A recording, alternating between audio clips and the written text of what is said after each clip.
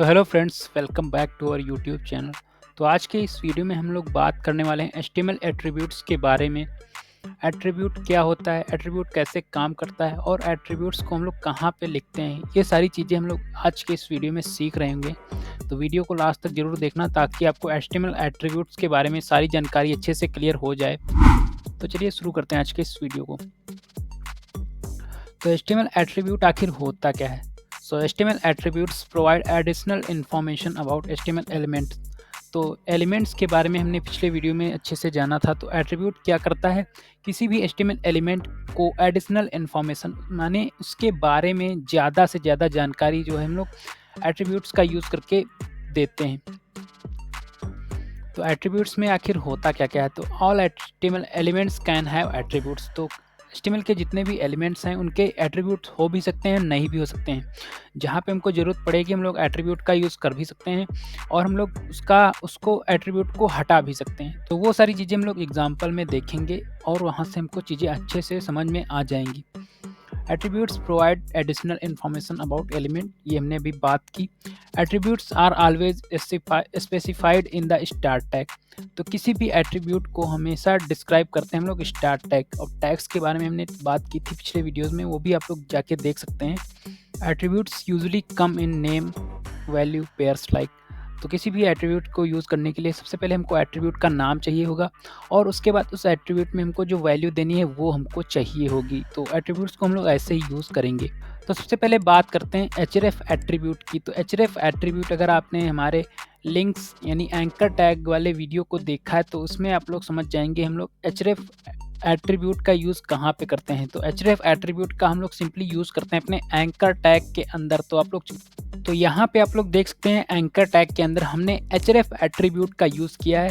अब ये हमारा href क्या है, हमारा नेम है, और वैल्यू क्या है हमारी, ये लिंक जो हमने गूगल का लिंक दिया था ये हमारी वैल्यू है। तो अभी हमने देखा नेम और वैल्यू हम लोग लिखते हैं href टैग के अंदर, ठीक। और सेम उसी में हम लोग देखें दूसरा हमारा एंकर टैग है, उसके अंदर हमने href एट्रीब्यूट का यूज़ किया, उसके अंदर हमने यूट्यूब का लिंक दिया है। तो ये हमारा हो गया href एट्रीब्यूट और इसका हमने यूज़ भी देख लिया अच्छे से। दूसरे की बात करेंगे हमारा src एट्रीब्यूट। src एट्रीब्यूट भी हमने पढ़ा था, आपने पिछले वीडियोस में देखा, हमने इमेजेस टैग के अंदर src को पढ़ा था।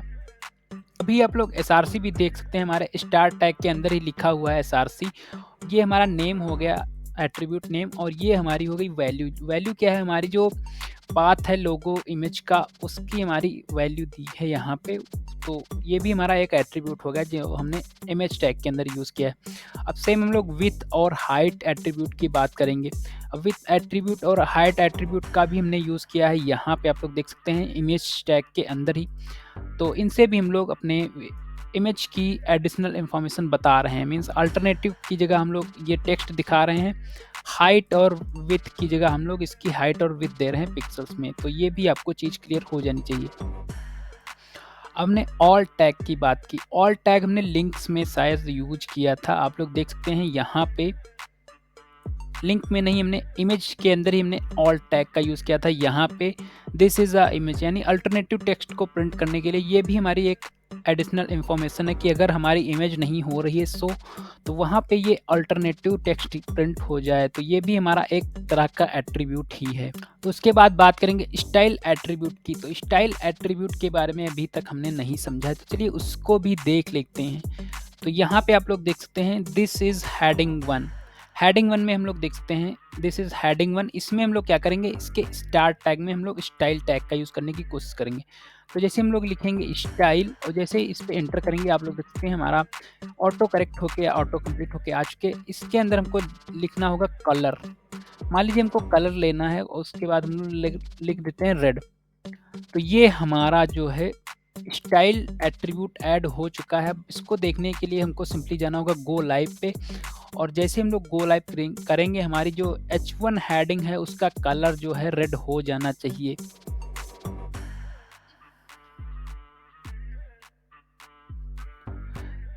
तो यहाँ पे आप लोग देख सकते हैं जो हमारी H1 हेडिंग है उसका कलर रेड हो गया है। तो ये होता है हमारा स्टाइल एट्रीब्यूट और इसकी फंक्शनलिटी या इसकी वर्किंग।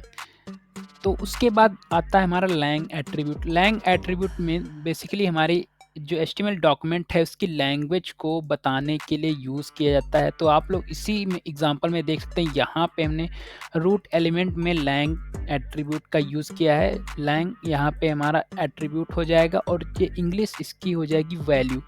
तो ये हो गया हमारा लैंग एट्रीब्यूट। उसके बाद बात करेंगे टाइटल एट्रीब्यूट की। तो टाइटल एट्रीब्यूट का हमने अभी यूज़ नहीं किया है, तो टाइटल एट्रीब्यूट का भी यूज़ करके हम लोग देख लेते हैं। तो हम लोग सिंपली यहाँ पे पैराग्राफ के फर्स्ट यानी स्टार्ट टैग के अंदर टाइटल एट्रीब्यूट यूज़ करने की कोशिश करते हैं, देखते हैं क्या होगा। तो टाइटल हमने लिखा और यहाँ पे हम लोग लिख देंगे दिस इज़ फर्स्ट पैराग्राफ के लिए लिख देंगे हम लोग फर्स्ट पैराग्राफ।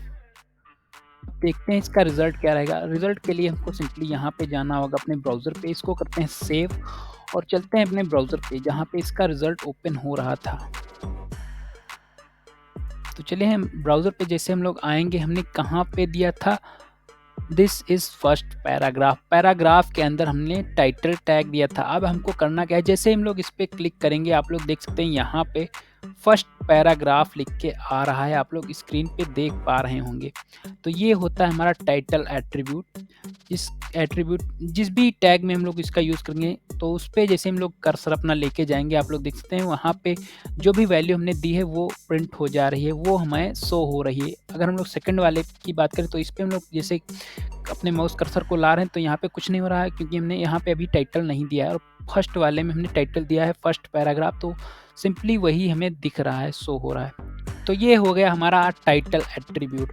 अब एट्रीब्यूट्स की हम लोग एक बार रिवीजन कर लेते हैं। So all elements can have attributes. तो एचटीएमएल में सभी एलिमेंट्स के एट्रीब्यूट हो सकते हैं, नहीं भी हो सकते हैं। The href attribute of anchor tag specifies the URL of the page the link goes to।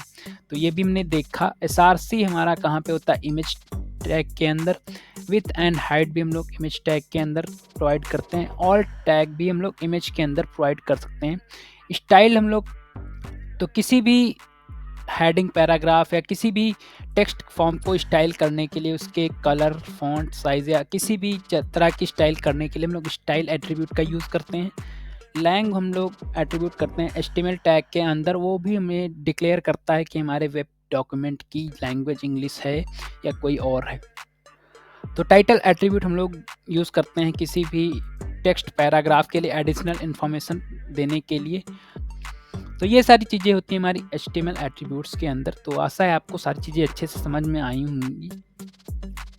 तो मिलते हैं नेक्स्ट वीडियो में किसी नए टॉपिक के साथ। तब तक के लिए keep watching and keep learning.